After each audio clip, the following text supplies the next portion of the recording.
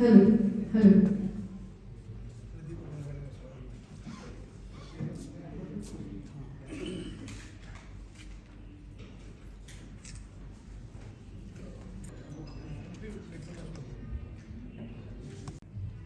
घुमा देते हैं। हाँ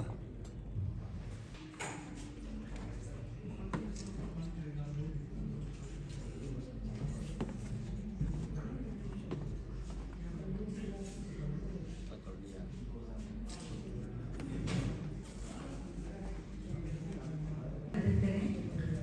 एक बार सभी लोग, जितने भी लोग सभागार में उपस्थित हैं, खड़े हो जाएंगे।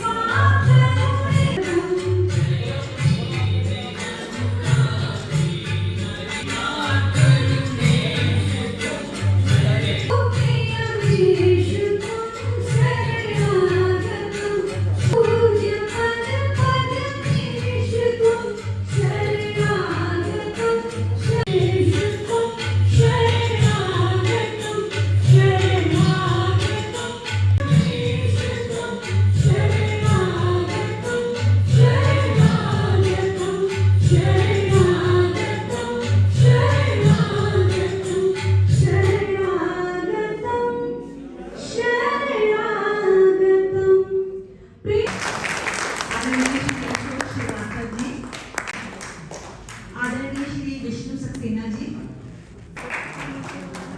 स्वागत है आपसे।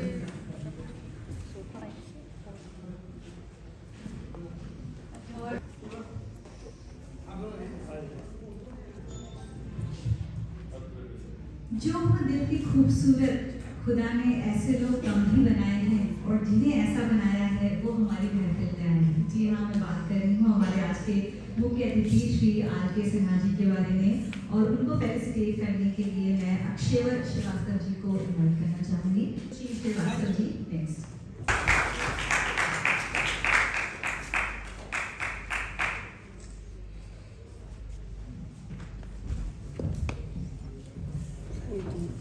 कल परफॉर्मेंस देना चाहोगे तो क्लास यहाँ पे? हाँ तो सुना रही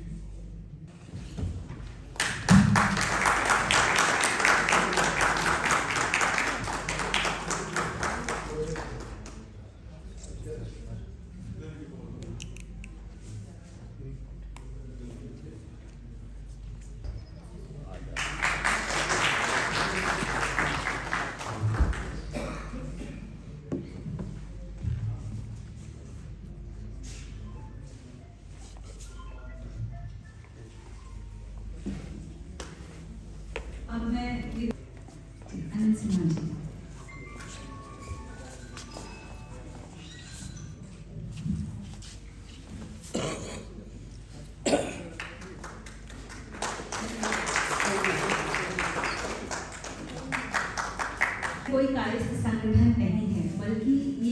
विचारधारा है, नव जागरण आंदोलन है, जिसकी शुरुआत श्री आर.के. सिन्हा जी ने अपने सरकारी निवास हुमायूं रोड से 2015 में एक सामाजिक अभियान और सेवा संकल्प के रूप में की। तो अब हम कार्यक्रम की शुरुआत करते हैं। जोरदार तालियों से स्वागत करिए हमारे बीच में मनीषा श्रीवास्तव।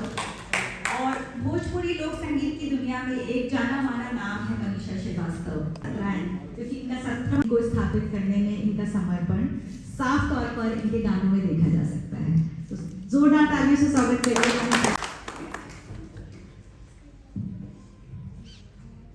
उसके पास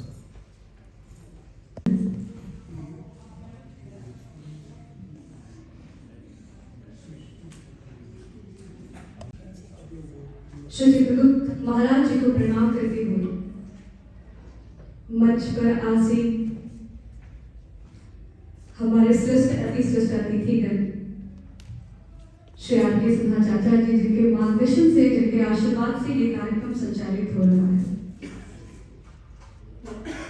आदरणीय विष्णु सर और सभी लोग अपने हैं, सभी लोग आदरणीय है। जब मैं यहाँ पर आई थी तो एक एक करके सभी लोग अपने जाने पहचाने चेहरे ही दिखाई दे रहे थे। आइए आपके बीच में कुछ पारंपरिक लोकगीतों को रखने का प्रयास करूंगी, क्योंकि पारंपरिक गीतों के लिए जानी जाती हूँ। भोजपुरी, मगही, मैथिली, बिहार की जो भी लोक भाषाएं हैं, तो एक एक करके उन विधाओं को आपके समक्ष रखूंगी। चूंकि शादी विवाह का अवसर चल रहा है और शायद चाचा जी को पता नहीं हो, लेकिन मुझे सोशल मीडिया से पता चला कि आज इनकी शादी की सालगिरह भी है। तो ये पब्लिक में बोलने के लिए नहीं, चूंकि मैं एक विवाह गीत से शुरुआत करना चाह रही थी, इसलिए मैंने ऐसा बोला। तो आइए एक विवाह गीत आपके समक्ष रखती हूँ। सभी लोग मीठी मीठी तालियों से हमारे साथ कनेक्ट हो जाए।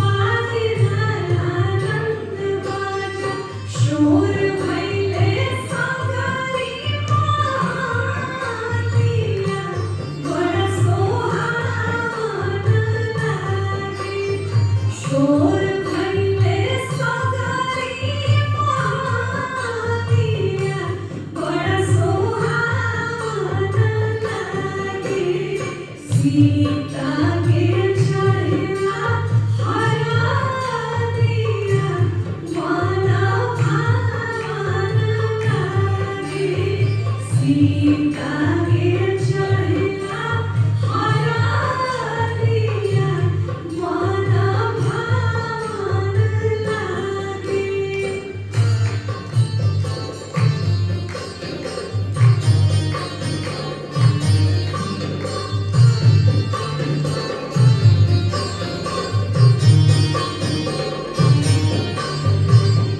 जिनके हाथ में फोन नहीं है वही साथ हो जाइए, आनंद आ जाएगा, मजा आ जाएगा।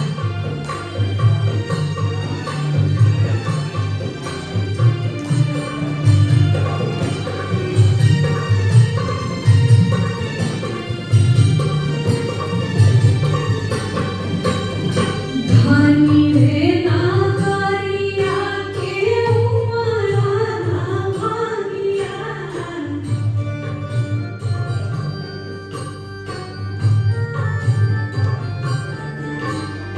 लगली सुनर सिय के अमरा सुहागिया।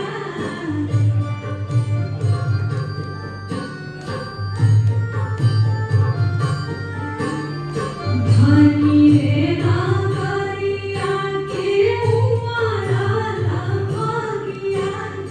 लगली सुनर सिय के अमरा सुहागिया। चौका पूरा बलिया खाना बड़ा पावन लागे। चौका पूरा बलिया खाना बड़ा पावन लागे। सीता के चढ़ला हरा दिया मन भावन लागे।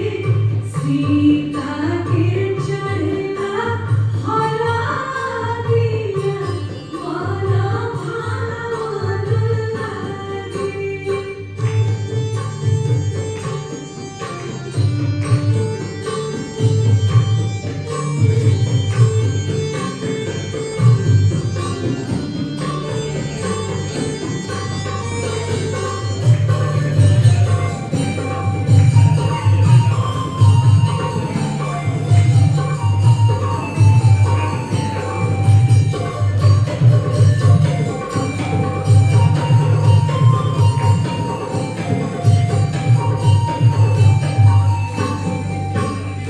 आँखी के पुतरिया के भेजिए नागरिया।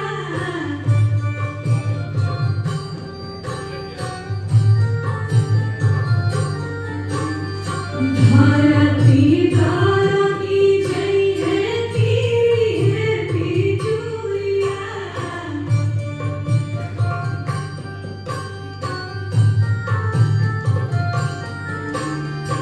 आँखी के पुतरिया के भेजिए नागरिया। धरती तारकी जइहे गिरिहे बिजुरिया। झरा झरा बरसी नयनवा जैसे सावन लागे। झरा झरा बरसी नयनवा जैसे सावन लागे। सीता के चढ़ला हरा दिया मन भावन लागे। सीता के चढ़ला हरा दिया मन भावन लागे। सीता के चढ़ला हरा दिया मन भावन लागे। पुराने मित्र और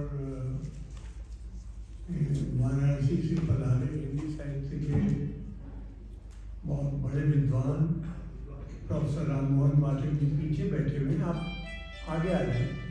में हम दोनों ने साथ में धर्मवीर भारती के साथ धर्मवीर में काम नहीं किया है। 2 मिनट बाद में बोलेंगे, 2 मिनट बाद। ठीक है।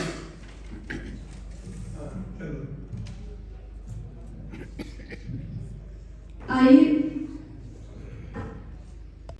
कुछ ही दिनों के अंदर डॉक्टर राजेंद्र प्रसाद जी की जयंती आने वाली है। सोशल मीडिया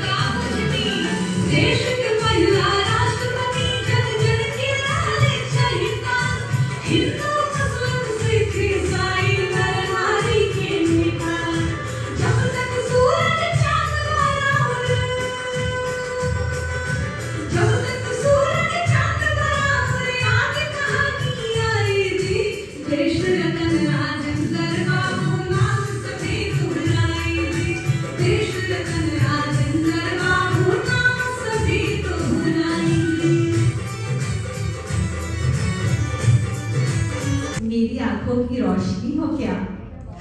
मैं वही जलता सूरज हूँ, तुम वही गुनगुनाती धूप हो क्या? फूल की खुशबुओं में लिपटी तुम खूबसूरत सी शायरी हो क्या?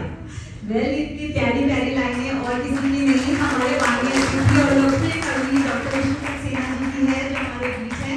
बट उनको सुनने के लिए अभी आपको थोड़ा सा इंतजार करना पड़ेगा। इसके बाद मैं आमंत्रित करना चाहूंगी बिहार की एक उभरती गायिका सृष्टि सिन्हा को, जिन्होंने प्रयाग संगीत समिति से संगीत की शिक्षा ली है, और डॉक्टर आर के श्रीवास्तव MS।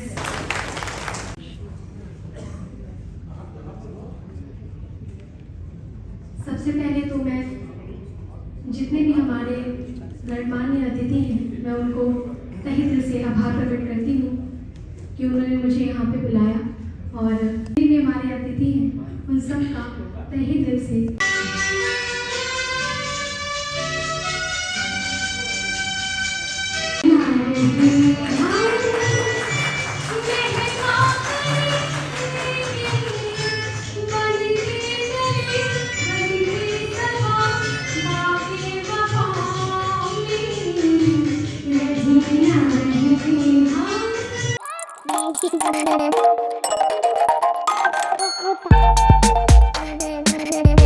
Thank you.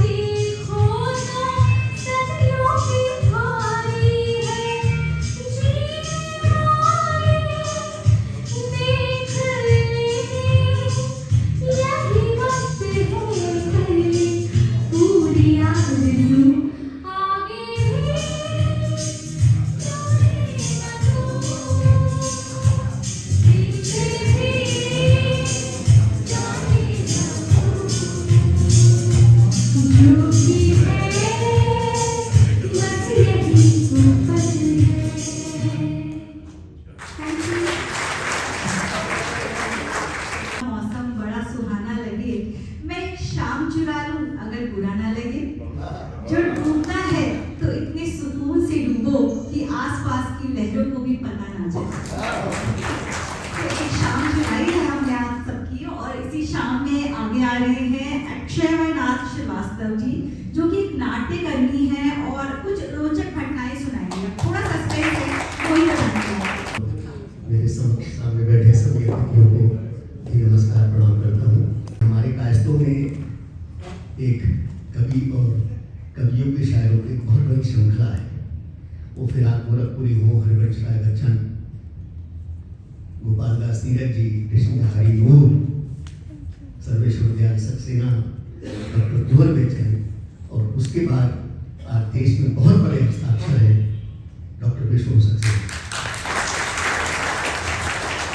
मैं सच बता रहा हूँ कि जो नाम लिए हैं ये किसी परिचय के या उसके मोहताज नहीं है। इनकी दिशाएं अलग थी, इनका लेखनी अलग थी, इनकी शायरी पोट्री अलग थी। वो चाहे गोपाल दास नीरज हो, सर के तो परम मित्र थे, हमारे गुरु थे कुंवर बेचैन साहब, इनको तो मैं भी सुन रहा हूँ क्योंकि वो कुंवर बेचैन साहब भी नहीं गए तो ले दे के देश में मुझे यही दिखाई देते हैं कास्तों में बहुत बड़े हस्ताक्षर। हमारा सौभाग्य है कि आज आप हैं और आपको भरपूर सुने। कोई बोलते हैं मैं तो नाटक कर्मी हूँ, एक तो मुझे चुटकुला उटकुला नहीं आता, बहुत साफ सी बात। मुझे तो कुछ घटनाएं हैं वो सुना देता हूँ, उसमें नाटकीयपन आ जाए तो ये मेरा सौभाग्य है, और आप दाद दें तो भी मेरा सौभाग्य है। एक घटना है बिहार के पटना की। एक पंडित जी थे, उनकी पत्नी थी, बूढ़ी माँ थी, वो अंधी थी, बहुत गरीब परिवार था। और वो पंडित जी जो है शिव के बहुत बड़े भक्त थे, लेकिन कर्मकांड करते नहीं थे तो कुछ कम आता ध्यान आता नहीं था। घर में बड़ी कंगाली रहती थी।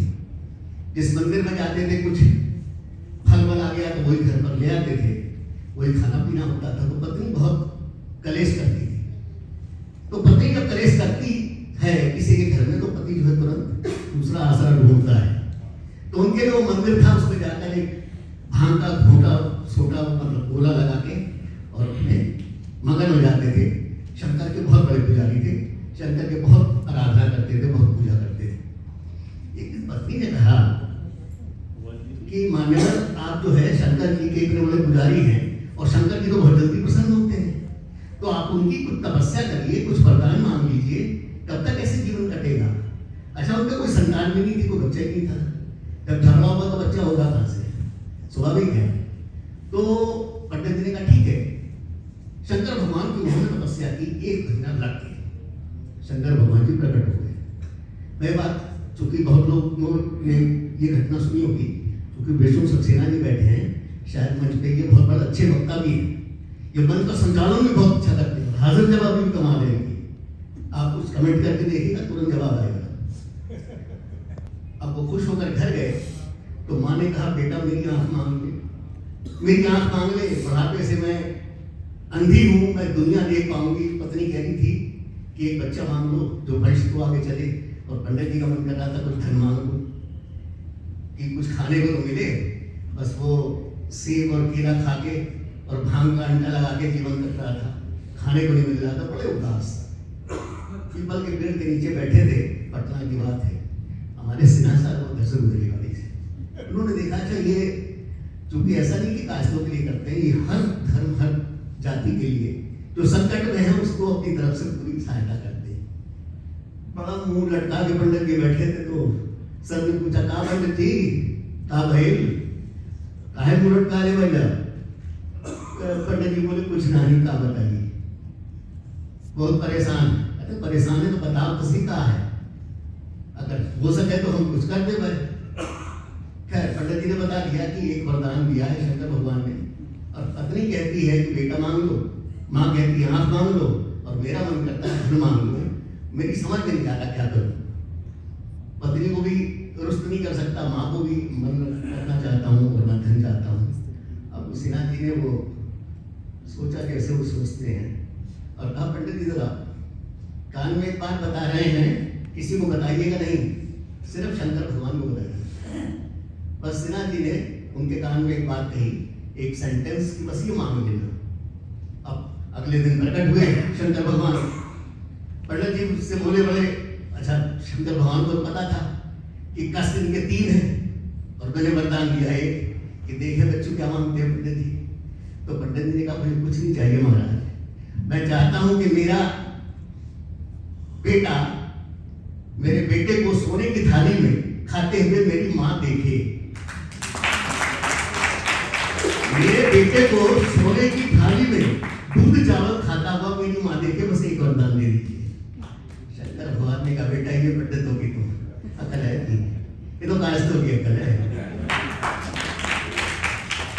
किसकी किसने सलाह दी? उन्होंने कहा वो सिन्हा जी हैं। ठीक है, उनको राज्यसभा में तो भेजना ही पड़ेगा। एक छोटी अच्छा ये कोई चुटकुला भी है, मैं आपको बता दूं हकीकत है, एक हकीकत और बता देता हूँ।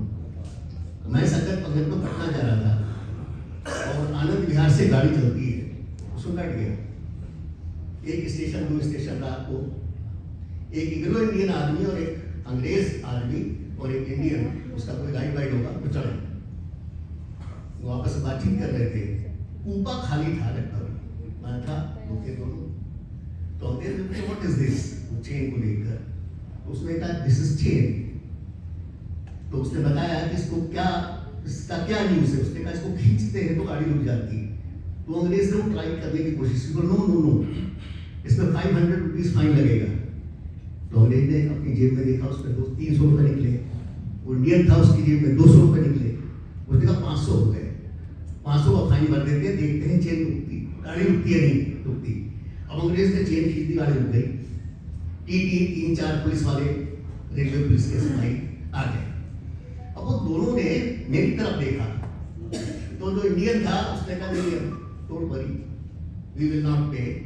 तो जैसे ही टीटी आया उन्होंने कहा किसने चेन खींची है, तो उसने मेरी तरफ इशारा कर दिया। मैंने कहा फंस गया बेटा, 500 रुपया फाइन मुझे देना पड़ेगा।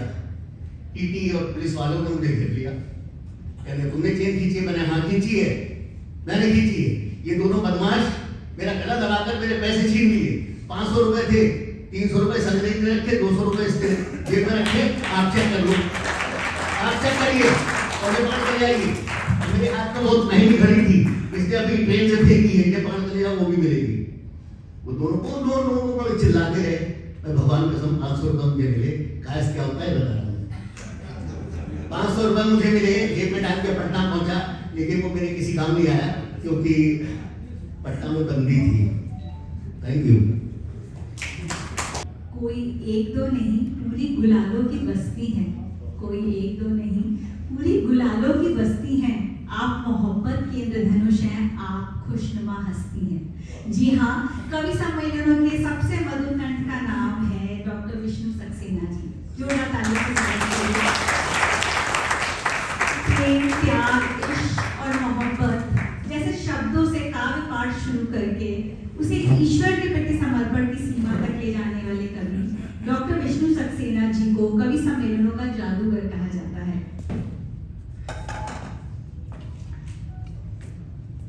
मंचा सिंह, बाबूजी आर के सिन्हा साहब, गणमान्य सम्मानित व्यक्ति, और मेरे सामने चित्रांश परिवार के समस्त सदस्यों को अभिवादन प्रस्तुत करता हूँ। अभी मनीषा जी ने बहुत प्यारे लोकगीत आपको सुनाए, सृष्टि ने 2 फिल्मी गीत आपको सुनाए। अक्षय जी से पहला परिचय मेरा, वो मुझे जानते होंगे, लेकिन मैं आज पहली बार मिला हूँ। गजब के कलाकार हैं। सिन्हा साहब ने आपके बारे में मुझे बताया था। कल भी हम संगत पंगत के कार्यक्रम में थे, वहां पर मनीषा जी के लिए बड़ा संकट था। कलाकार जो वादक थे वो बाहर के थे, और बाहर के वादक कलाकारों के साथ संगत करना बड़ा मुश्किल होता है, क्योंकि कायस्थ लोग संगत पंगत में माहिर हैं, तो संगत इन्होंने कर और इतनी बढ़िया संगत की पता नहीं पड़ा कि उनके साथ के कलाकार हैं या अलग के कलाकार, क्योंकि कुशल गायिका हैं वो, इसलिए एडजस्टमेंट किया उन्होंने। और ट्रैक पे गाना कोई बहुत आसान नहीं है, बहुत मुश्किल गाना है ट्रैक। उन्होंने कल से भी ज़्यादा मुश्किल काम आज किया मनीषा ने। हो सकता है उनका अभ्यास हो इसलिए गा लिया, लेकिन मैंने 1-2 बार गाने की कोशिश की ट्रैक पर, लेकिन मैं बेताला हो जाता था। तो सृष्टि जी को और मनीषा जी को बहुत बहुत बधाइयाँ। उन्होंने इतनी शानदार प्रस्तुतियाँ जो संचालन करने की मैडम, उन्होंने जब मेरे 2 गज़लों के शेर पढ़े शुरू में, तो मैं चौंक गया, क्योंकि गज़ल मेरी विधा नहीं है, और न ही मैंने कभी उसमें हाथ पाँव मारे। बस स्वांत सुखाए के लिए 100 गज़लें लिखी।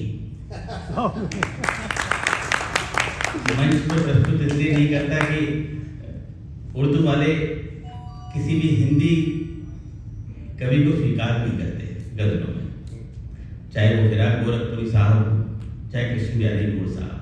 लुटाऊं वो दुआएं दे ऐ मेरे रब, मैं सांस सांस में महक जाऊं। ऐ मेरे रब, मैं सांस सांस में महक जाऊं। मेरी आवाज की खुशबू को हवाएं दे दे।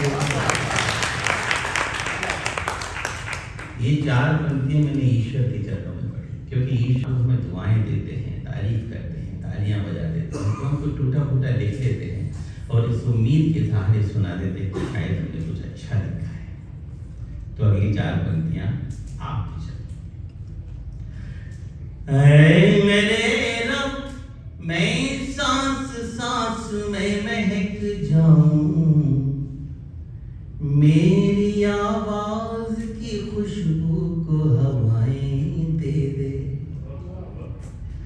तू हवा है तो कर ले अपने हवाले मुझको, तू हवा है तो कर ले अपने हवाले मुझको, इससे पहले कि कोई और बहाले मुझको। जब दूसरे पे आप इतनी दाद दे सकते तो चौथे पे तो निहाल कर देंगे, बड़ा यकीन है हम अपने ऊपर। इससे पहले कि कोई और बहाले मुझको। मनीषा जी और सृष्टि जी, तुमको बताता हूँ शब्द में कितनी ताकत होती है। इससे पहले कि कोई और बहाले मुझको, आईना बन के गुजारी है जिंदगी मैंने, आईना बन के गुजारी है जिंदगी मैंने, टूट जाऊंगा बिखरने से बचा ले मुझे। लेकिन मैंने एक बार भी नहीं कहा इनसे तालियां बजा ले, फिर भी बजा रही। ये है शब्द की ताकत। शब्द ब्रह्म होता है, और अगर आपके दिल से शब्द निकला है तो फिर कोई नहीं रोक सकता। देखिए, तालियों से कोई कविता छोटी या बड़ी नहीं होती है। हम लोग तालियों की आपसे इसलिए कह देते हैं, चाहे वो सृष्टि हो, मनीषा हो, हम आपसे इसलिए कह देते हैं कि हमारी बात आप तक कन्वे हो रही है या नहीं, इस बात का पता चलता है, और कुछ नहीं।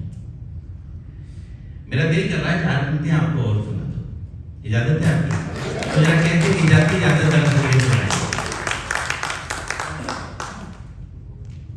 प्यास बुझ जाए तो शबनम खरीद सकता, प्यास बुझ जाए तो शबनम खरीद सकता, जख्म मिल जाए तो मरहम खरीद सकता।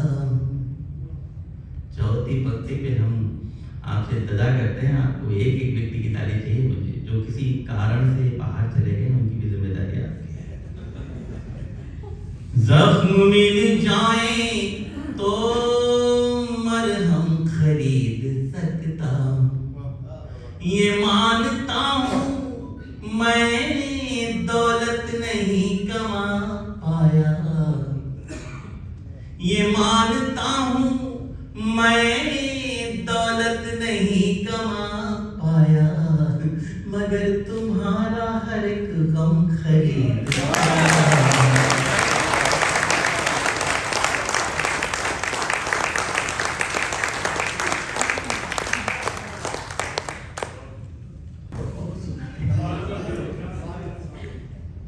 जब भी कहते हो आप हमसे कि अब चलते, जब भी कहते हो आप हमसे कि अब चलते, हमारी आंख से आंसू नहीं संभलते।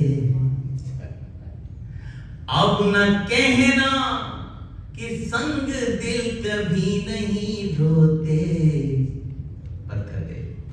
अब न कहना कि संग दिल कभी नहीं रोते, जितने दरिया हैं पहाड़ों से ही निकलते।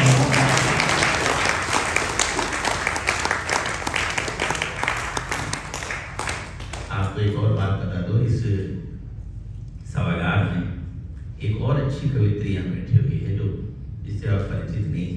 शुभी सक्सेना है, गाजियाबाद में रहती है। खड़ी हो जा, लोगों को पता तो पड़ेगा कि कहीं मैं ना हूँ, ये 4 पंक्तियां हमने अपने महबूब के लिए लिखी। हमारे महबूब होता है दूसरे के महबूब में ज्यादा रहते।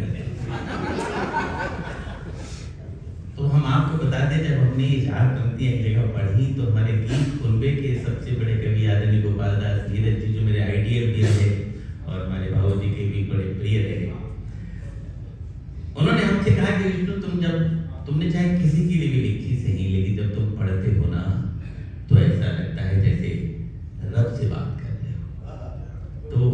मजेदार सूफियाना मुक्तक आपको सुनाता हूँ। तू जो ख्वाबों में भी आ जाए तो मिला कर दे। थोड़ी देर के लिए आप इस महफिल को हो जाइए और फोन को साइलेंट मोड पे या वाइब्रेटर मोड पे डाल दीजिए। तू जो ख्वाबों में भी आ जाए तो मिला कर दे, गम के मरुथल में भी बरसात का रेला कर दे। अब हमें आपकी दुआएं बताएंगी कि बात नीरज जी ने सही कही थी या गलत। गम के मरुथल में भी बरसात का रेला कर दे, याद वो है ही नहीं आए जो तन्हाई में।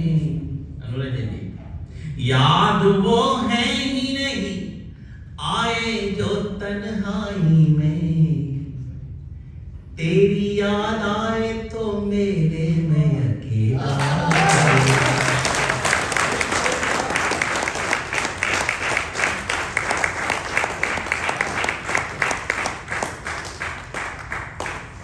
मनीषा जी ने तो कवि सम्मेलन काफी अटेंड किए, सृष्टि शायद सबसे पहली बार सुनी है। हाँ, तभी वो तालियां बजाते हैं, हंस भी रही थी, वो समझ रही हो क्या रहा है। हाँ वही तो मैं कह रहा हूँ, वो को अच्छा लग रहा है कि कविता कितनी मजेदार होती है। हाँ दिल कर रहा है चार सोचता था कि मैं तुम गिर के संभल जाओगे, सोचता था कि मैं तुम गिर के संभल जाओगे, रोशनी बन के अंधेरों को निगल जाओगे। अब आपको तैयार रहना है, हम जो कह रहे हैं। रोशनी बन के अंधेरों को निगल जाओगे, न तो मौसम थे न हालात न तारीख न दिन, न तो मौसम थे न हालात न तारीख न दिन, न तो मौसम थे न हालात न तारीख न दिन, किसे पता था कि तुम ऐसे बदल जाओगे। इस गीत में शिल्प की कोई बहुत बड़ी बाजीगरी नहीं है, क्योंकि मैं भी मेडिकल लाइन का आदमी, इसलिए हिंदी से बहुत ज़्यादा परिचय नहीं है और बहुत ज़्यादा पढ़ा लिखा भी नहीं हूँ। बस आम बोलचाल की भाषा में कविता करता हूँ, हिंदी साहित्य से कोई बहुत बड़ा लेना देना नहीं मेरा। बस फीलिंग्स है गीत में, और फीलिंग्स के साथ बहिए। मैं आपके साथ बहूंगा, आप मेरे साथ बहिए। निवेदन है, नया सुनाता हूं। तन और मन है, तन और मन है, तन और मन है, पास बहुत फिर सोच सोच में क्यों दूरी है। तन और मन है, पास बहुत फिर सोच सोच में क्यों दूरी है। अब संभालना आप, सोच सोच में क्यों दूरी है। हम बदले तो, हम बदले तो, हम बदले तो, कहा बेवफा वो बदले तो मजबूरी है।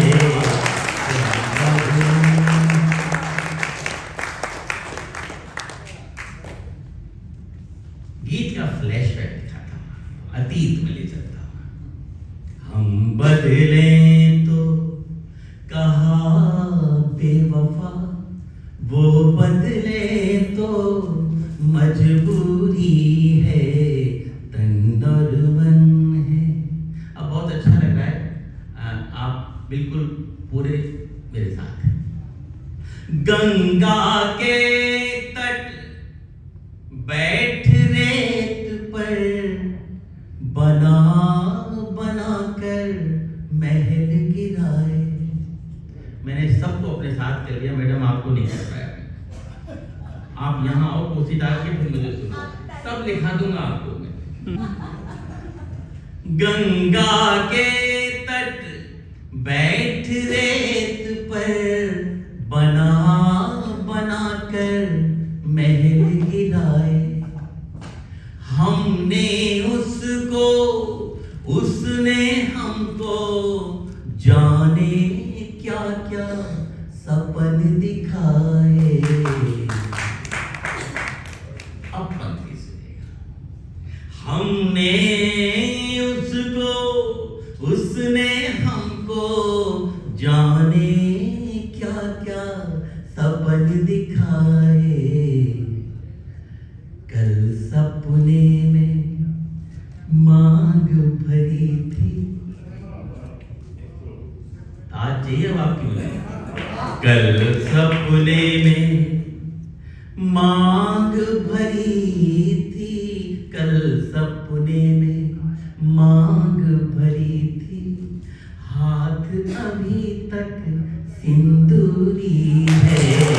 कल सपने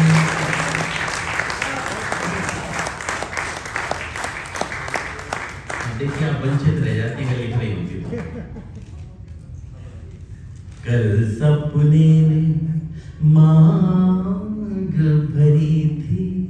हाथ अभी तक सिंदूरी है। हम बदले तो कहा बेवफा, वो बदले तो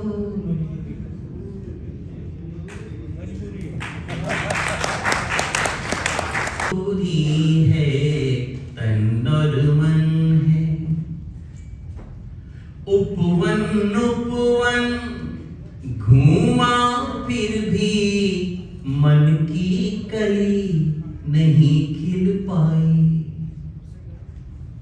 उपवन उपवन घूमा फिर भी मन की कली नहीं खिल पाई।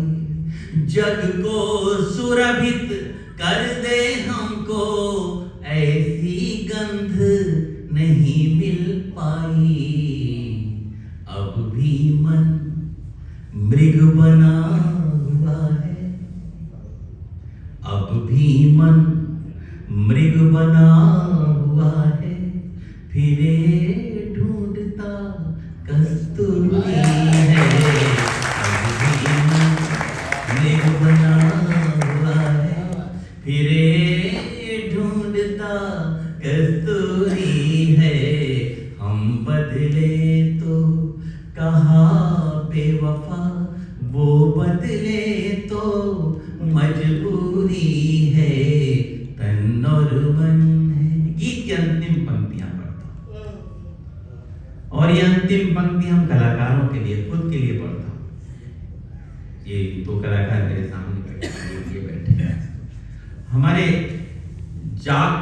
अब लगता है उम्र के इस पड़ाव पे आके अब लगने लगा। अब लगता है जाग जाग कर क्यों सपनों के बोझ उठाए।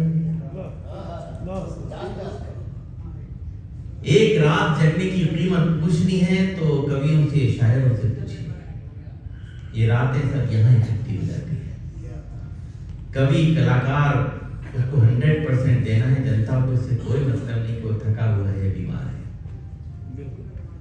अब लगता है जाग जाग कर क्यों सपनों के बोझ उठाए। मुस्कानों को बेच बेच कर आंसू अपने घर ले आए। मुस्कानों को बेच बेच कर आंसू अपने घर ले आए। गीत की अंतिम पंक्ति। और अंतिम तुकांत पे आपकी दास्तां। प्रेम तो अब व्यापार बन गया, प्रेम तो अब व्यापार बन गया, तड़पन उसकी मजदूरी है।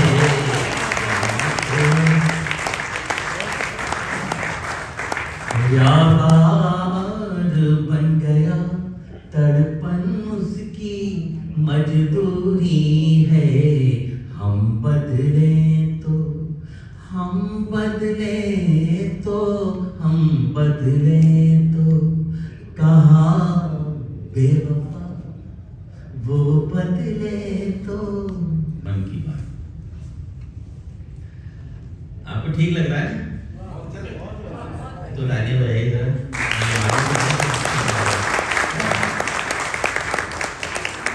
देखिए डॉक्टर साहब ने भी ताली बजा दी। डॉक्टर साहब का जीवन बड़ा मसरूफ है, बहुत व्यस्त रहते हैं, प्लास्टिक सर्जन है, यहाँ की त्वचा यहाँ लगाती उसमें माहिर हैं डॉक्टर साहब, मुझे भी साहब ने बताया। जब ऐसे ज़हीन लोग सामने बैठे होते तो कविता सुनाने में मजा आता है, क्योंकि इन लोगों को वक्त नहीं मिलता है ऐसी महफिलों को एंजॉय करने का, क्योंकि इतनी जिम्मेदारियां होती हैं और ऐसे माहौल में जब आ जाते हैं तो पूरा एंजॉय करना चाहिए और करते हैं आप। चलिए एक गीत और आपकी सेवा में रहता हूँ। में सम्मान करने में गए नंबर पोर्ट करा लेता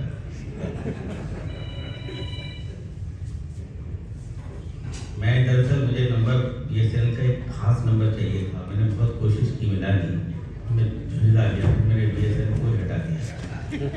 मैं कभी बहुत परेशानी होती है। खैर BSNL में दोबारा मोदी जी ने जान फूंकी है, अच्छा है। आइए गीत पढ़ता हूँ आपके बीच। मुझे भगवान ने सिर्फ मोहब्बत के लिए बनाया है, प्यार के अलावा मुझ पर कुछ नहीं आता। प्यार ही लिखता हूँ, प्यार को ही जीता हूँ। मेरे शोरूम में भी मोहब्बत है और गोदाम में भी मोहब्बत है। कोई दूसरा चेहरा नहीं है मेरे पास। और जो दो दो चेहरे लगा के घूमते हैं वो जल्दी बीमार होते हैं।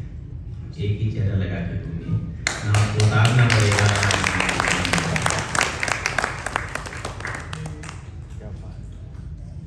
आसमां छू लो अगर तुम तो भूल मत जाना।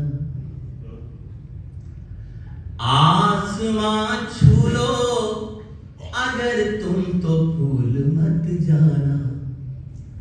ये ही डोला गुरूर का है, झूल मत जाना।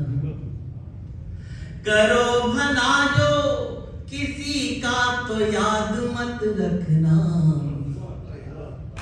करो भला जो किसी का तो याद मत रखना। करे तुम्हारा भला उसको भूल मत जाना। करे तुम्हारा भला उसको भूल मत जाना। मेरे दादाजी अक्सर कहा करते थे कि कभी किसी को छोटा मत समझिए, पता नहीं वो आपसे किस मामले में बड़ा। अगर आप किसी को छोटा समझते हैं तो या तो आप उसे बहुत दूर से देख रहे हैं या फिर आप उसे बहुत गुरूर से देख रहे हैं।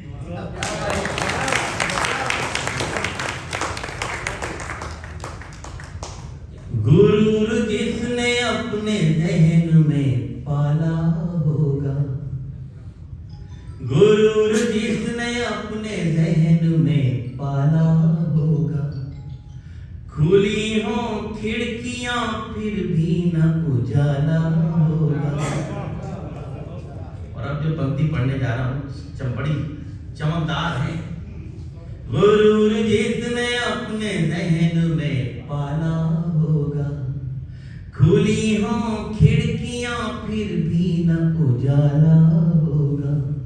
खुद की परछाइयां जब कद से बड़ी हो जाएं, बहुत साइंटिफिक पंक्ति है। खुद की परछाइयां जब कद से बड़ी हो जाएं, उसका सूरज समझ लो डूबने वाला।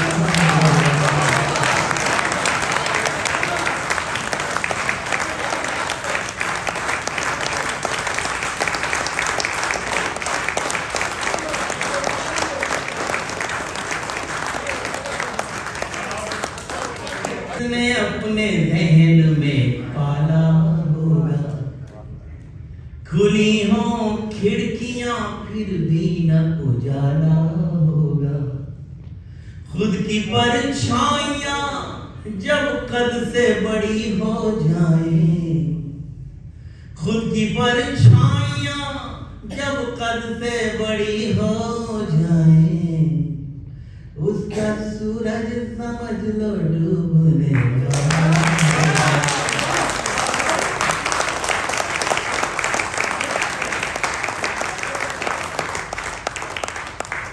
अब मुझे लग रहा है कि भारत में थोड़ा थोड़ा अमेरिका आ रहा है, क्योंकि मैं अमेरिका 5 बार जा चुका हूँ, एक बार और लगभग 45 शहरों में मैंने कार्यपाठ किया।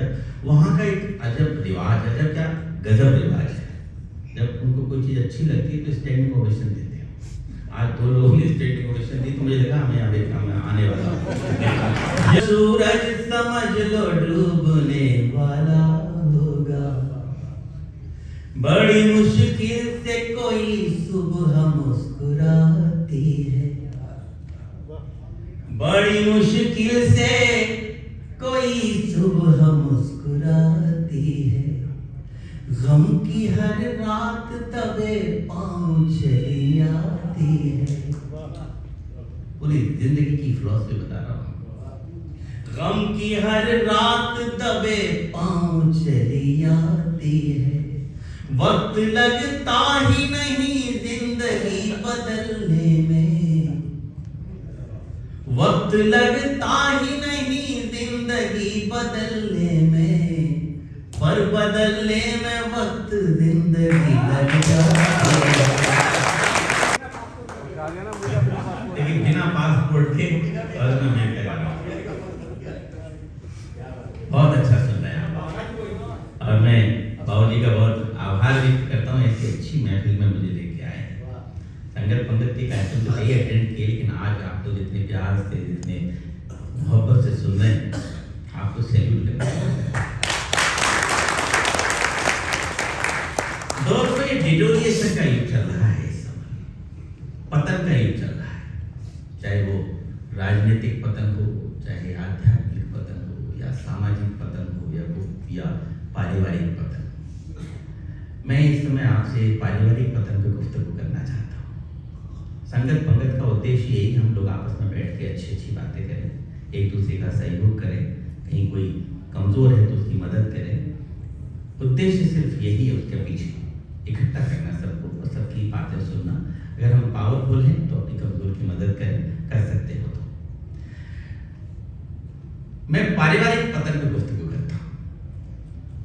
बाबूजी बहुत सामाजिक कार्य बहुत बड़े बड़े करते हैं, मैं शब्द का शिल्पी हूँ, शब्दों के हिसाब से कुछ सामाजिक कार्य करने की कोशिश कर रहा हूँ। वरदान को ही शाप समझ बैठे, जो स्थिति है इन दिनों, हम तो वरदान को ही शाप समझ बैठे, सामने पुण्य है और पाप समझ बैठे। पहले माँ बाप को दौलत ही समझते थे हम, आज दौलत को ही माँ बाप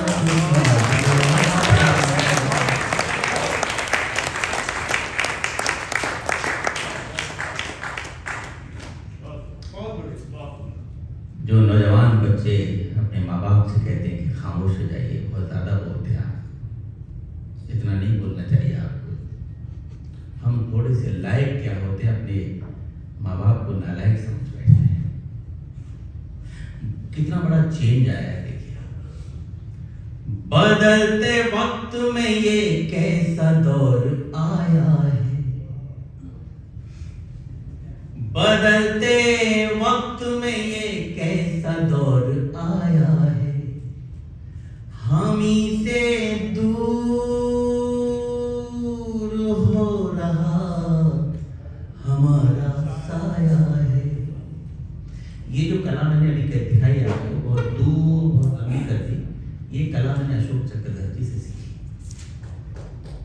हर एक से कुछ न कुछ सीखी है। जो कूड़ेदान होता है, डस्टबिन, वो भी कुछ न कुछ सिखाता है। इसलिए कोशिश करिए कि अगर हम कहीं से कुछ ले सकते हैं तो ले लीजिए। मैंने अशोक चक्रवर्ती से सीखी, उन्होंने कहा कि एक शब्द के साथ न्याय करिए, जैसा शब्द है उसको उसी तरह से परफॉर्म कर देंगे तो उसका वजन बढ़ जाएगा। वो बहुत बड़े परफॉर्मर है हमारे हिंदी मंचों के।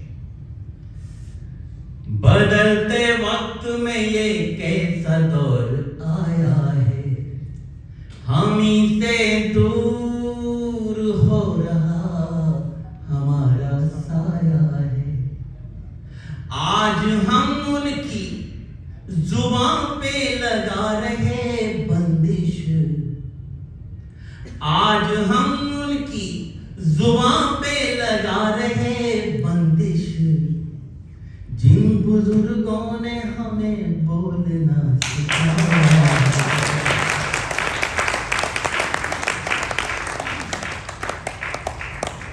एक दिल का ख्याल बहुत मन करता है कि जो बच्चे बैठे हैं मेरी उम्र से छोटे, उनको बहुत कुछ सुनाने का मन करता है। आज आप पकड़ में आ गए थे तो सुनाता हूँ।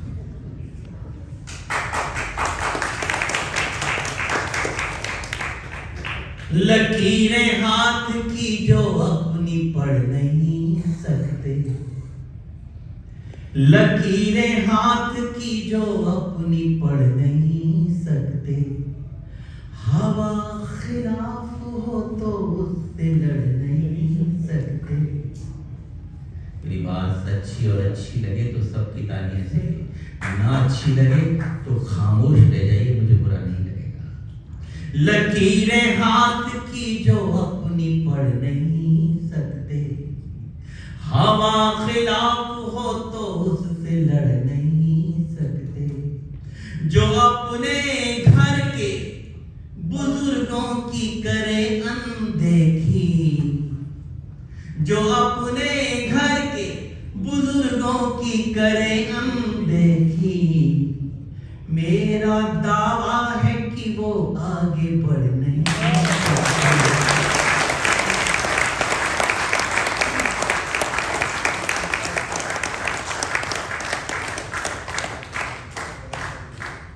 बच्चों, आपके पास पैसा बहुत हो सकता है, कार हो सकती है, लेकिन संस्कार कहाँ से लाओगे? संस्कार तो महफिल से ही मिलेंगे। डिग्रियों से संस्कार नहीं मिलते, संस्कार तो अच्छे लोगों के बीच में बैठने से ही मिलेंगे। आपके घर के संस्कार कैसे, वहां से ही मिलेंगे। जो हमारे अंदर बहुत गलत फहमियां पली हुई है। आइए एक दो गलत फहमी और दूर करता हूँ। जिसको देखो वो सजा देता है,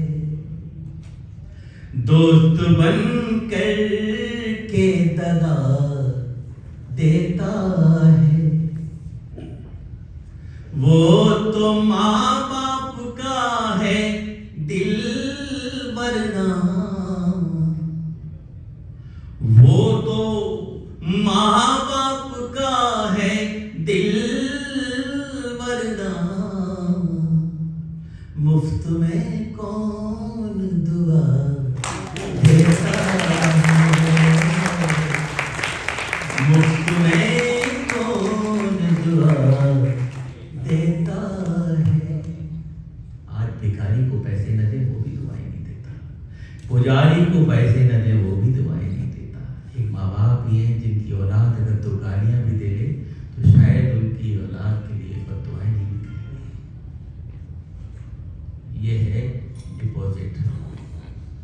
वो तो माँ बाप का है दिल वरना, मुफ्त में कौन दुआ देता है। देखिए, हम कोई बहुत बड़े कवि नहीं हैं। समाज में जो देखते हैं वो लिखते हैं, समाज में देखते आप भी हैं, बस देख के रह जाते हैं। हम उसी दिखे हुए को लिपिबद्ध कर देते हैं। वो ऊपर वाले ने हमको नियामत बख्शी है, इसलिए लोग हमें कवि कह देते हैं। बस इतना सा अंतर है।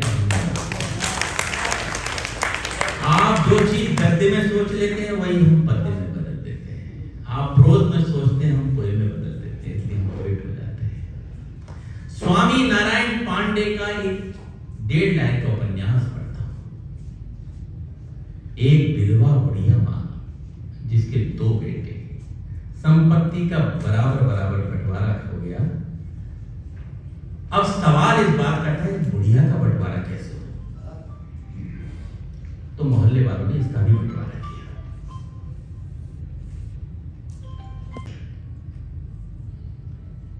कहा कि 15 दिन छोटा बेटा खिलाएगा, 15 दिन बड़ा बेटा खिलाएगा। एक दिन बुढ़िया मां मुझे मिली, मैंने कहा मां दिन कैसे गुजर रहे हैं, तो उसकी आंखों में आंसू थे। बोली बेटे महीने के 30 दिन तो आराम से गुजर जाते हैं, लेकिन जिस महीने में 31 दिन होते हैं उस एक दिन मुझे व्रत रखना पड़ता है, कोई मुझे खिलाने को तैयार नहीं होता। हम कहां से कहां आ गए। दिल के जख्मों को ढक नहीं सकते, मांग वो अपना हक नहीं सकते। एक मां 4 पाल सकती है, एक मां 4 पाल सकती है, 4 एक मां को रख नहीं सकते। जो मेरे नौजवान बच्चे अपने माँ बाप से कहते हैं कि आपने हमें पैदा किया, कोई खास काम नहीं किया, सब करते हैं। आपने हमें पैदा करके पाला, पढ़ाया, बड़ा किया, ये भी कोई खास काम नहीं था, ये आपका दायित्व बनता है क्योंकि आपने पैदा किया है। मेरे बच्चों अगर उन्होंने पैदा किया है तो उनका दायित्व बनता है, तो आपकी भी कोई ड्यूटी बनती है उनके प्रति। ये दुनिया की साइकिल है, चक्र है, हम जहां से चले हैं वहीं हमको एक न एक दिन लौट के आना है। जिनको कहता है तू अभागे हैं, जिनको कहता है तू अभागे हैं, तेरी नींदों के लिए जागे हैं। इतना मद में क्यों चूर होता है, इतना मद में क्यों चूर होता है, तेरे बेटे भी तेरे आगे हैं, तेरे बेटे भी तेरे आगे हैं। आइए गीत की तरफ आपको लेकर चलता हूं। इस गीत तक पहुंचने के लिए मुझे 6-7 सीढ़ियां लगानी थी, वो आपकी दुआओं की द्वारा सीढ़ियां बड़ी मजबूत लग गई हैं। गीत को आपके सामने रखता हूं, बस मेरे साथ रहिएगा। दिल की जमीन को, दिल की जमीन पर जब फसल यादों की बोगे। बैठे, अब थोड़ा चैन करनी बंद कर दीजिए जब तक मैं इस माइक पर हूं। मेरा ध्यान इधर उधर चला जाता और कुछ नहीं, मैं कंसंट्रेट। दरअसल क्या है, हम कांच का एक ताजमहल बनाते हैं और आपकी थोड़ी सी चैन करके उस कांच के ताजमहल को चूर चूर कर देती है। वो तो अच्छा है, मैं अपना ध्यान कंसंट्रेट कर लेता हूँ अपनी तरफ, लेकिन थोड़ा सा ध्यान रखिएगा बस। दिल की जमीन पर जब फसल यादों की बोगे, जिससे जितना प्यार करोगे उतना रोगे। दिल की जमीन पर जब फसल यादों की बोगे। आप भी बताइए, आप भी कभी में बैठे हो। दिल की जमीन पर जब फसल यादों की बोगे, जिससे जितना प्यार करोगे उतना रोगे। दिल की जमीन पर जब फसल यादों की बोगे। ये पंक्ति हमने यूं ही लिख दी थी। देखिए जब पंक्ति उतरती है ना ऊपर से, ऊपर वाला भेज तो देता है, और हम जैसे कम बुद्धि वालों को भी दे देता है ऐसी पंक्ति। उतर गई ब्रह्मा ने दे दी इस तरह से। लेकिन इसको जब हमने बांधा तो हमारे गीत कुनबे के बड़े कवि नीरज जी ने हमसे मैनेजर जी मेरे को कुछ नहीं मालूम, मैं तो बस लिखती, आप बताइए, आप बहुत बड़े कवि हैं। तो उन्होंने इसका अर्थ बताया। देखिए, बड़े आदमी की सोच बड़ी होती है। उन्होंने कहा कि पूरी की पूरी पंक्ति में गीता का अनुवाद है, तर्जुमा है। इसमें कहा है कि आप जीवन में सबसे ज्यादा मोहब्बत जिसे करेंगे, चाहे वो आपका बेटा हो, बेटी हो, पत्नी हो, प्रेमिका हो, बहन हो, भाई हो, दोस्त हो, जिससे सबसे ज्यादा प्यार करेंगे, जीवन में किसी न किसी मोड़ पर आपका दिल तोड़कर आपकी आंखों में आंसू देके जरूर जाएगा। जिससे जितना प्यार करोगे उतना रोगे, दिल की जमीन पर जब पटरियां होगी कि कैसा होता दर्द टूटने का, डाली से पूछो। कैसा होता दर्द टूटने का, डाली से पूछो। पतझड़ आने की पीड़ा तुम हरियाली से पूछो। एक कली खिलने से पहले कोई तोड़ ले जाए, क्यों गुमसुम सा हो जाता है, उस माली से पूछो। कोई भी व्यक्ति एक दिन में कोई बड़ा आदमी नहीं बनता। डॉक्टर साहब एक दिन में नहीं बन गए, सिन्हा साहब एक दिन में नहीं बन गए, बड़ी तपस्या है इनके पीछे। पूरी जिंदगी की फिलॉसफी फिर एक पंक्ति में पढ़ता हूं। एक कली खिलने से पहले कोई तोड़ ले जाए, क्यों गुमसुम सा हो जाता है, उस माली से पूछो। पा जाओगे खुद को जिस दिन, पा जाओगे खुद को जिस दिन, जितना खुद को खोगे, दिल की जमीन पर सब पत्थर यादों की होगे। जितने जितना प्यार करोगे उतना रोगे, दिल की जमीन पर जब फसल यादों की बोगे। मुझको कविता के क्षेत्र में 40 साल हो गए। 81 में 82 में मैंने कविता पढ़ी थी। जो आजकल के नए बच्चे हमारी कविता की दुनिया में आ रहे हैं, सोशल मीडिया की कोख से पैदा हुए हैं, उनको बहुत जल्दी है। वो चाहते हैं कि बस हम एक रात में सुपरस्टार हो जाए। ऐसा नहीं होता। देखिए, सफलता का कोई शॉर्टकट नहीं है, मेहनत तो आपको करनी पड़ेगी। अगर शॉर्टकट अपनाएंगे तो एक्सीडेंट होगा। अगला एक बंद पढ़ता हूं जिसको लिखने के बाद मैं खुद कई दिनों तक वो खुशबूदार बंदा आपको सुनाता हूं कि नदिया जब से गई छोड़कर सूने हुए किनारे। उज्जैन के एक बहुत अनाम से शायर हैं रमेश सूर साहब। शेर उनका बहुत बड़ा है। अगर शेर बड़ा हो तो तालियां उनके खाते में जानी चाहिए। सुना मैं इसलिए रहा हूं कि मेरे दिल से थोड़ा सा रिजम्बल करता है कि नया पाने की चाहत में पुराना छूट जाता है। नया पाने की चाहत में पुराना छूट जाता है। तुझे अपनाऊं तो मुझसे जमाना रूठ जाता है। और मोहब्बत लिखने पढ़ने में बहुत आसान दिखती है। मोहब्बत लिखने पढ़ने में बहुत आसान दिखती है, मोहब्बत को निभाने में नदिया जब से गई छोड़कर सूने हुए किनारे, रूठ गए हैं स्वर जिस दिन से टूट गए तारे। जब तक नील गगन में रहते चमक नहीं खोते हैं, जाने कहां चले जाते हैं टूटे हुए सितारे। नौजवान बच्चों, जीवन में कभी नाउम्मीद मत होना, हमेशा पॉजिटिव रहना। मेरा दावा है आप हर क्षेत्र में आगे बढ़ेंगे, सपने अपने हो जाएंगे, सपने अपने हो जाएंगे जब भी सोगे। दिल की जमीन पर जब पतलियां की होगे, जितने जितना प्यार करोगे उतना रोगे। दिल की जमीन पर जब फसल यादों की होगी, फसल यादों की ये गीत पढ़ते हैं जो हमारी सिग्नेचर पोइट्री है। इस गीत ने हमें बहुत पॉपुलर किया, इस गीत ने हमको प्रतिष्ठा भी दी, मान भी दिया, सम्मान भी दिया।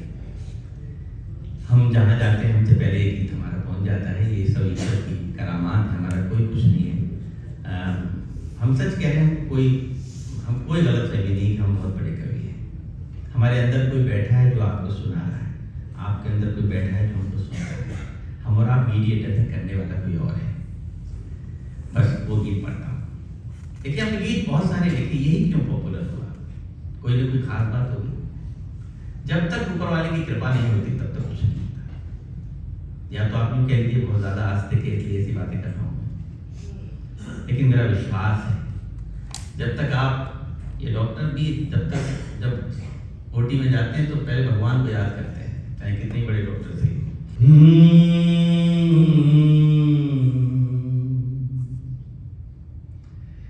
रेत पर नाम लिखने से क्या फायदा, रेत पर नाम लिखने से क्या फायदा, एक आई लहर कुछ बचेगा नहीं।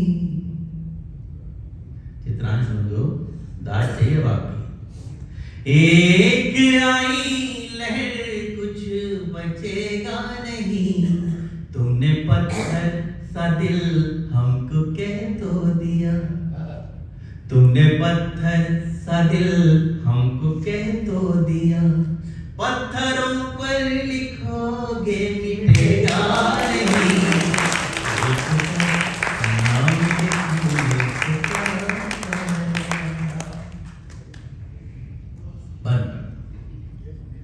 मैं तो पतझड़ था फिर क्यों निमंत्रण दिया, ऋतु बसंती को तन पर लपेटे हुए। मैं तो पतझड़ था फिर क्यों निमंत्रण दिया, ऋतु बसंती को तन पर लपेटे हुए। आसमान में लिए प्यास तन में लिए, कब शरद आई पल्लू समेटे हुए। और ये पंक्ति आप सबके लिए कि तुमने फेरी निगाहें, अंधेरा हुआ, अंधेरा हुआ, तुमने फेरी निगाहें, अंधेरा हुआ। ऐसा लगता है सूरज उगेगा नहीं, नाम लिखने से क्या। अगले बंद में हिंदुस्तान में मनाए जाने वाले 2 त्योहारों का जिक्र करूं। अगर वो जिक्र ठीक ठाक होगा तो मुझे एहसास कराइए, मैं पढ़ता हूं।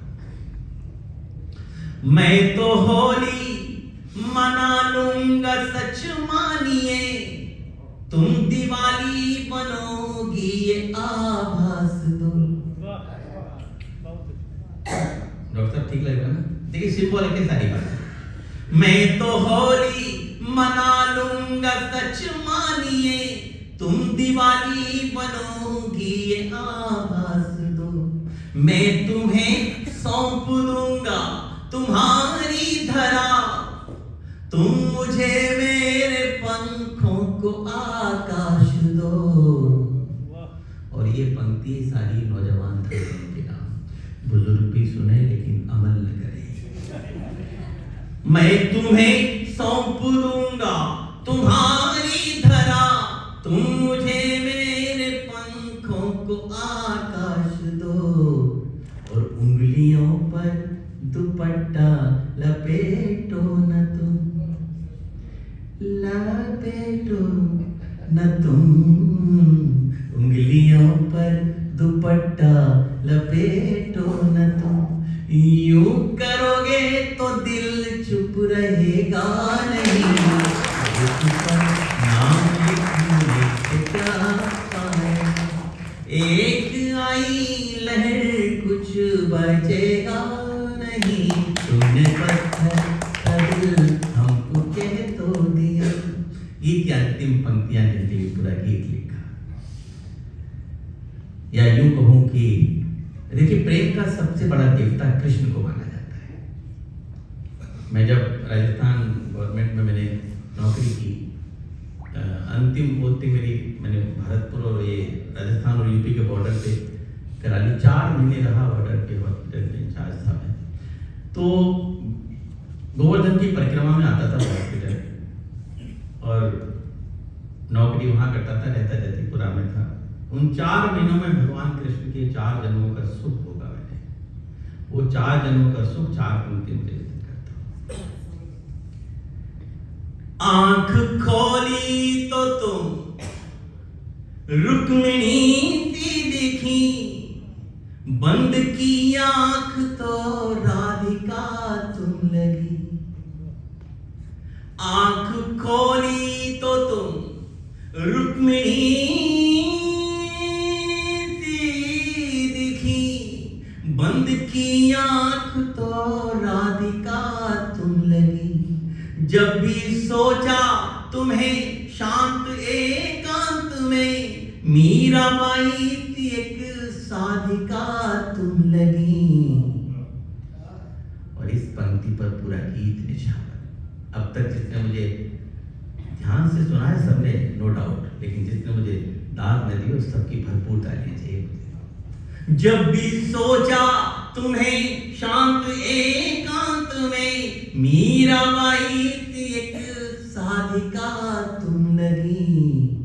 और कृष्ण की बांसुरी पर भरोसा रखो, कृष्ण की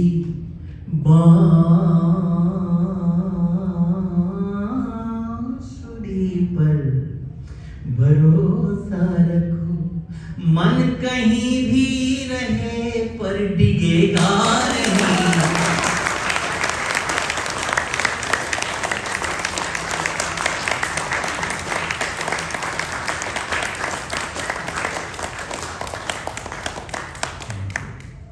कृष्ण की बांसुरी पर भरोसा रखो, मन कहीं भी रहे पर डिगेगा नहीं।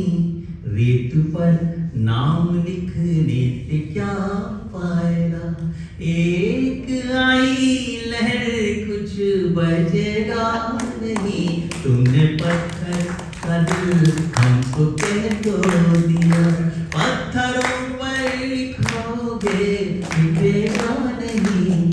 रेत पर नाम लिखने से क्या फायदा।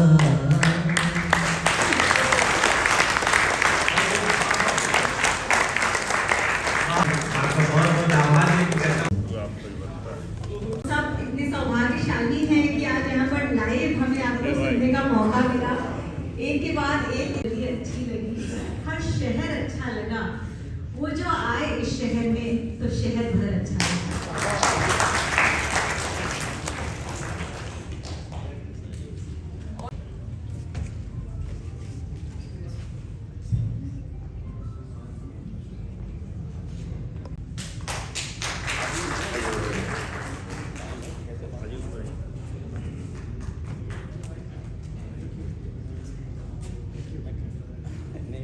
मंच पर आसीन संगत भंगत के प्रणेता माननीय राकेश सिन्हा साहब, जिनके नेतृत्व में पिछले कई वर्षों से पूरे भारतवर्ष में संगत भंगत की प्रणाली चल रही है। जो सुझाव उन्होंने संगत भंगत के माध्यम से आम लोगों को दिया है वो सफल भी होता रहा है, सफल भी होगा, ऐसा मेरा विश्वास है। भारतवर्ष के जितने भी प्रमुख शहर हैं वहाँ पर संगत भंगत का आयोजित करना, उसके उसूलों को अवगत कराना आपका मुख्य उद्देश्य है। और उनके साथ हम सभी उनके फॉलोअर के रूप में उनके कदम से कदम मिलाकर जहाँ भी वो बुलाते हैं हम लोग को जाने का सौभाग्य मिलता है और संगत भंगत के उसूलों से वाकिफ होने का भी सौभाग्य प्राप्त होता है। आयोजन स्थल को ढूंढना पड़ता है इनको और सबको बढ़िया बढ़िया भोजन भी कराते हैं और बढ़िया स्वागत भी करते हैं और उस दिन उत्सव का माहौल होता है। और एक बात ये बताना भूल गए कि क्या क्या करते हैं वहाँ पे संगत पंगत से गाजियाबाद में। ये लेबर लॉयर हैं वहाँ और सारे बड़े कंपनियों को सलाह देते हैं लेबर की, वो सब इनके क्लाइंट्स हैं कि प्रति वर्ष सैकड़ों गरीब नौजवानों को नौकरी दिलवाते हैं।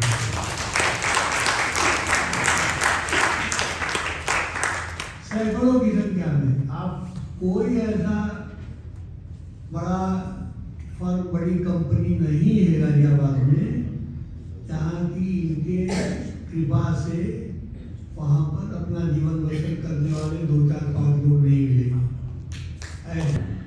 अब मैं डॉक्टर आदित्यनाथ को बुलाना चाहूंगी कि वो 2 शब्द बोलें। ये डॉक्टर नाग जो है ये भी हमारे जयपुर में संगत पंगत के वहाँ संरक्षक हैं और इनके पिताजी सिविल सर्विसेज में इनके परिवार के लोग रहे। इनके पिताजी डीजी पुलिस थे वहाँ पे, लेकिन इन्होंने बिजनेस की तरफ ध्यान दिया। आज इनके कई होटल और कई अच्छे व्यवसायियों में इनका नाम है वहाँ और बहुत ही अच्छे समाज सेवी हैं। माननीय श्री आर.के. सिन्हा साहब, मेरे मार्गदर्शक, सम्मानीय मंच, श्री अनूप श्रीवास्तव साहब, डॉक्टर साहब, मेरे बड़े भाई विनोद जी,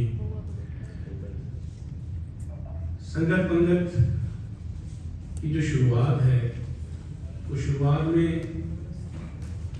मतलब उस शुरुआत के साथ मतलब समय हम साथ रहे और हमने इस चीज को पनपते हुए देखा है। राजस्थान प्रदेश में जब संगत पंगत करने का मौका मिला था तो अभी एक बहुत अच्छी सी जो कविता डॉक्टर साहब ने सुनाई थी, उसमें एक बात आई थी कि जब हम किसी मुकाम पे पहुंच जाते हैं तो हमको उस मुकाम से जब जो दूसरे लोग हैं वो छोटे दिखते हैं। तो हमारे समाज में एक छोटी सी कुरीति रही है, बुरा मत मानिएगा, मैं ये बात कहना चाहूँगा इस मंच में। वो कुरीति ये रही कि जब हमारे समाज के कुछ लोग बहुत आगे निकल गए, बहुत बड़े पौधों पे पहुँच जाते हैं तो वो ये भूल जाते हैं कि समाज में और भी लोग हैं। तो संगत पंगत का जो मूल उद्देश्य था, उद्देश्य ये था कि साथ उठे बैठे विचार रखें। मैंने सर से कहा सर एक संगत पंगत जयपुर में कर लेते हैं और जितने भी ब्यूरोक्रेसी में कायस्थ हैं, बड़े लोग हैं, मैं कोशिश करता हूँ कि वो एक मंच पर आए। तो बड़ा सर ने कहा बड़ा कठिन प्रयास करोगे, करके देख लो, अगर होता है तो देखते हैं। आपके आशीर्वाद से वो कार्यक्रम हुआ और जयपुर में क्या बल्कि राजस्थान में काफ़ी जो ब्यूरोक्रेट्स हैं, कुछ लोग बाहर से भी आए और सभी लोग एकत्रित हुए और सर ने उस दिन जो मार्गदर्शन दिया, वो जो कविता आज विष्णु भाई सर ने सुनाई, वो कविता को सर ने अपने एक आशीष वचन में कहा कि देखिए ये समाज है, इसमें आप लोगों को आगे आना पड़ेगा। उसके बाद से जो बदलाव राजस्थान में कायस्थों में आया है वो इस संगत पंगत की देन है। मैं आभार व्यक्त करता हूँ कि आज मैं बाई चांस दिल्ली आया हुआ था, मुझे जैसे राहुल जी का भी मैसेज आया, अनीश माथुर साहब ने मेरे को रोक लिया, बोले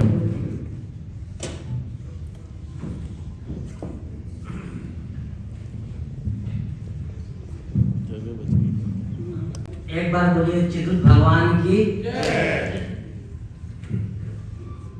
संगत पंगत के प्रणेता सिन्हा साहब ने जो ये संगत पंगत का कार्यक्रम शुरू किया है, इसका उद्देश्य तो हम सभी लोग मालूम है, क्योंकि इन्होंने कहा कि 2 शब्द में, इसलिए मैं सोच रहा हूँ जितना शॉर्टकट में बोल दिया जाए। देखिए ये संगत पंगत में हम लोग एक साथ इकट्ठा होते हैं, अपने विचार देते हैं, देते करते हैं। इसका एक बहुत बड़ा कारण है, आप लोग सब भी समझते हैं कि हम लोग एकत्रित होते हैं, इसी बहाने एक साथ इकट्ठा होते हैं, ठीक है, खान पान सब कुछ होता है, लेकिन एक उद्देश्य होता है कि हम किसी को कैसे मदद करें। ये चिन्हित करना पड़ता है। मैं एक वाक्य सिर्फ बताना चाहता हूँ सिन्हा साहब को। सिन्हा साहब ये आज 500 वर्षों से संगत पंगत नहीं कर रहे। इनका विचार, इनका व्यवहार और इनका ऐसा सोच है कि इनका सोच ही संगत पंगत है। अब मैं वाक्य बता रहा हूँ। करीब 15 साल पहले इनके निवास स्थान पर हम लोग गए थे। करीब 500 लोग इकट्ठा हुए थे। तो इनका कोई आदमी आया, बोला कि देखिए एक विडो है जो बहुत 2-3 घंटे से बैठी हुई है मिलने के लिए, तो पता नहीं क्या बात है, आप ही को खोज रही है। तो इन्होंने कहा कि ठीक है, बुलाओ, क्या बात है। तो विडो आई तो बोली कि मैं मुजफ्फरपुर में रहने वाली हूँ और मेरी 3 बेटियां हैं, तीनों की शादी करनी है, पैसे का अभाव है। जबकि सिन्हा साहब उसको जानते नहीं थे, किस कास्ट की है ये भी नहीं जानते थे। हम लोग के सामने इन्होंने चेक मंगवाया और 51,000 रुपए का चेक काट के दे दिया। ये ऐसे सिन्हा साहब एक ही सिन्हा साहब नहीं रहे। मेरा कहना है कि यहाँ पर हजारों सिन्हा साहब पैदा होना चाहिए। ये मान के 51,000 के कोई 51 रुपया भी तो हम लोग दे सकते हैं किसी को मदद करने के लिए। मैं बहुत ज्यादा कुछ नहीं बोलना चाहता हूँ, इसी बात से मैं अपनी इस सृष्टि के रचयिता भगवान चित्रकूट जी के चरणों में नमन करता हूं। उस इस देश के अंदर कश्मीर से लेकर कन्याकुमारी तक चित्रांशों को एक सूत्र में बांधने वाले, काई समाज को दिशा देने वाले आदरणीय आर.के. सिन्हा जी को दंडवत प्रणाम करता हूं। और अलीगढ़ की धरती से आदरणीय बड़े भाई अशोक भाई साहब की लड़ाई हो सकती है। मैं विष्णु भाई साहब का भी चरण पर प्रकट करता हूं कि इस युग के अंदर आज कोई किसी भी जाति की बात कर ले, अनु भाई साहब बैठे, भाभी बैठे, दोनों प्रणाम करता हूं, कहीं भी बात कर ले, आज भी काई समाज का तोड़ नहीं है किसी भी क्षेत्र में जाने। जिस तरीके से विष्णु भाई साहब ने एक संदेश दिया और ये संदेश हम काई समाज के लोग भूल रहे हैं, जो हमारे संस्कार हैं। सही मायने में हम संस्कारों के साथ खड़े हो गए। इस हिंदुस्तान की अगर कोई जाति दिखेगी तो वो सिर्फ कायस्थ जाति दिखेगी। और जब जब कायस्थ पीछे हुआ, इस देश के अंदर राष्ट्रवाद को खतरा पैदा हो गया। मैंने कभी कई नेताओं से कहा कि अगर हम राष्ट्रवादी भी हैं तो थोड़े कास्टवादी भी बन के रखिए। मैं इस मंच के माध्यम से इस संगत पंगत के बारे में तो अगर किताब लिखी जाए कई पृष्ठों की हो जाएगी। आर.के. सिन्हा जी को सही मायने में जरूरत नहीं कि काई समाज उनके पास आए, लेकिन सदियों तक आर.के. सिन्हा जी की जरूरत है। काई समाज को हमारे बीच रहे, हम लोगों के जिस तरीके से वो राजनीतिक हो, सामाजिक हो, आर्थिक हो, शारीरिक मदद करते हैं, ईश्वर उनको लंबी उम्र दे। मैं अशोक भाई साहब को प्रणाम करता हूँ, पूरे मंच को सम्मान करता हूँ, सभी लोगों को जय चित्रांश, जय चित्रांश। मैं कहना चाहूंगी कि चांदनी रात बड़ी देर के बाद आई है। चांदनी रात बड़ी देर के बाद आई है। ये मुलाकात बड़ी देर के बाद आई है। आज आए हैं वो मिलने मुद्दत के बाद। आज की रात बड़ी देर के बाद आई है। आज के संगत पंगत के माध्यम से कि वो स्टेज पर आए और हम सबको अपना आशीर्वाद।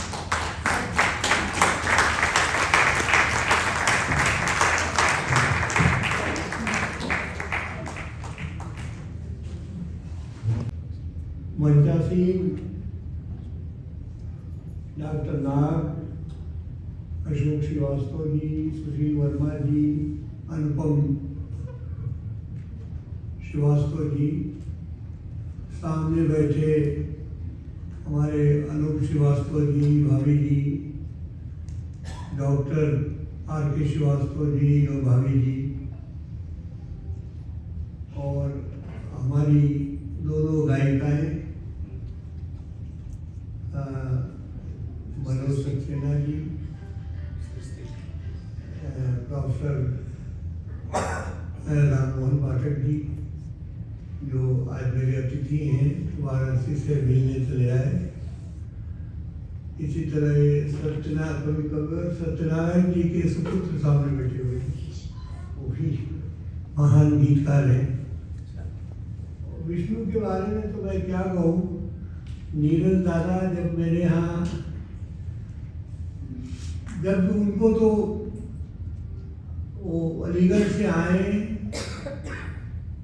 किसी काम से दिल्ली या दिल्ली से लौटे, हमारे नोएडा आवास पर एक रात उनको रुकना ही है, वो नियम था उनका। और बराबर वो दो लोगों के बारे में कहते थे मुझे, और कहते थे भाई इनकी चिंता करना है, देखो हमारा तो कोई ये, क्योंकि नीरज दादा ज्योतिषी थे, वो जानते थे कि कब जाना है उनको, तो वो बहुत एक्यूरेट थे। उन्होंने ये कहा था कि देखो हम और अटल जी 15 दिन के ही अंतर में जाएंगे, और पैदाइश भी उनकी इसी तरह से थी।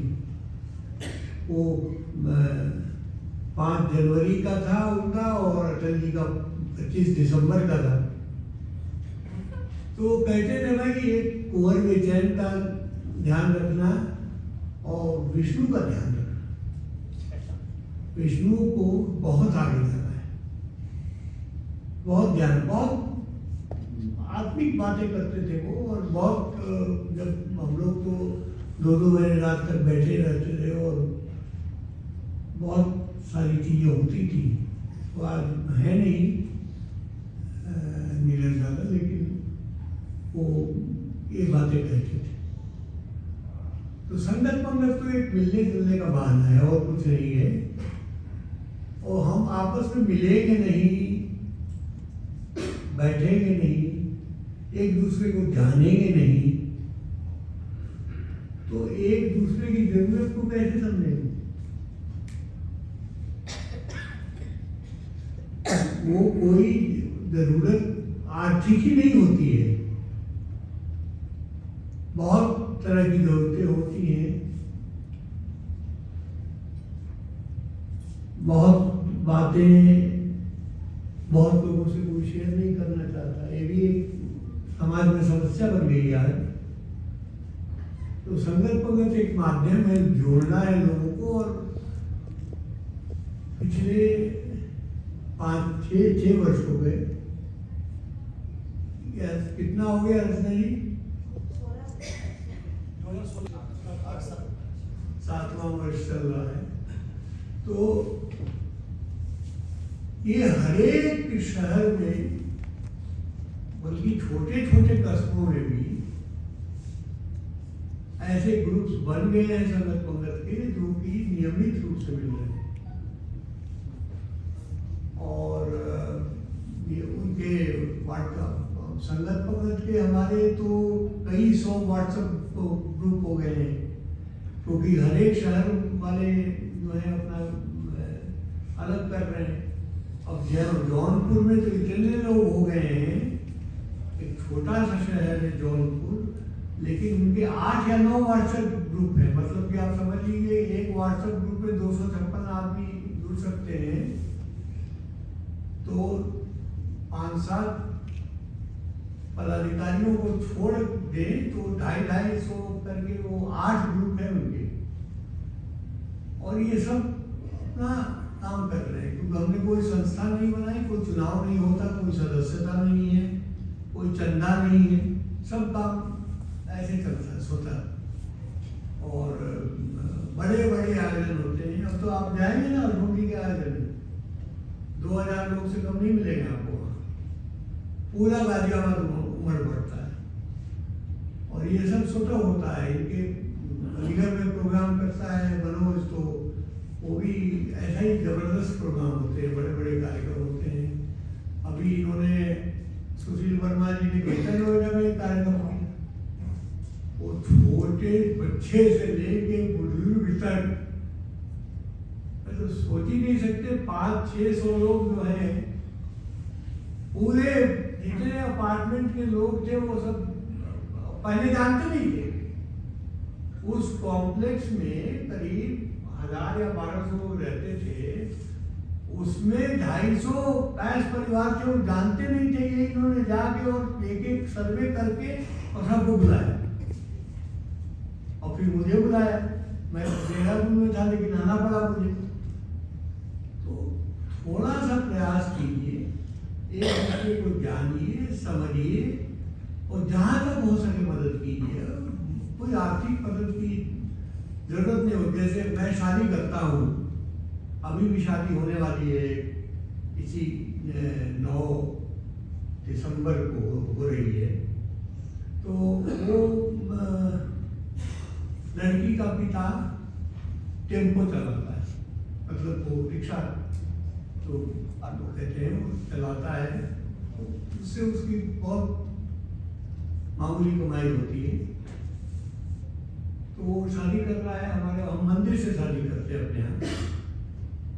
तो हम अपील सिर्फ जारी करते हैं और शादी का कोई ऐसा सामान नहीं है जो नहीं आता है। मतलब आप समझ लीजिए, टेलीविजन है, फ्रिज है, अलमीरा है, हर तरह के मिक्सर ग्राइंडर से लेके, क्रॉकरी से लेके, कपड़े से लेके, गहने से लेके सब आता है। मैं सिर्फ वहाँ इंतजाम करता हूँ और भोजन की व्यवस्था करता हूँ। लड़की वाले लड़के वाले 200 हो 500 हो, उस पर कोई दिक्कत नहीं है। और भगवान चित्रकूट के सामने हम शादी वहाँ विवाह करते हैं। वहाँ पर हमारा भवन बना हुआ है, हॉल है, सब करते हैं। एक और शादी है जो कि वो कह रहा है कि हमको थोड़ा समय चाहिए, तो वो शायद 1 महीने बाद करे। वो लड़की का पिता अंधा है, उसकी सारी व्यवस्था की जिम्मेवारी इनकी रहती है और पूरे देश में कहाँ क्या हो रहा है सारी रिपोर्टिंग भी यही करती है। और सब लोग इनको, मैं क्या गाइड करूँगा किसी को, सबको गाइड करने का काम ये है। पंचायती सभी और सभागार में उपस्थित सभी को मेरा प्रणाम। बहुत दिनों बाद बहुत पहले वाले चेहरे दिख रहे हैं, बहुत अच्छा लग रहा है। ये कोरोना के कारण एक अंतराल आ गया था, लोग बहुत दिन बाद मिल रहे हैं। बहुत जाना पहचाना चेहरा जिसको सालों बाद ऐसा लग रहा है कि सालों बाद मिल रहे हैं, अच्छा लग रहा है। और अब उम्मीद है कि अब चूँकि कोरोना के बाद देहरादून में तो हुआ है संगत पंगत, लेकिन दिल्ली में कोरोना के बाद पहला संगत पंगत हुआ है। और ये इसके लिए भी सर को भी धन्यवाद कि उन्होंने इनिशिएट किया। तो हम और रंजन जी और मेरी टीम पूरी तो दिन के नोटिस पर, और आप लोग को बहुत बहुत धन्यवाद कि आप लोग इतने कम नोटिस पे आए हैं। सभी लोग बाहर से आए, मनोज जी, आदित्यनाथ जी, दिल्ली से बाहर से भी जो लोग आए हैं, लोग का बहुत बहुत धन्यवाद। कलाकारों का विशेष धन्यवाद सर आपका, विष्णु जी, सृष्टि, मनीषा। आनंद आया सर, लेकिन तृप्ति नहीं हुई है सर, कल और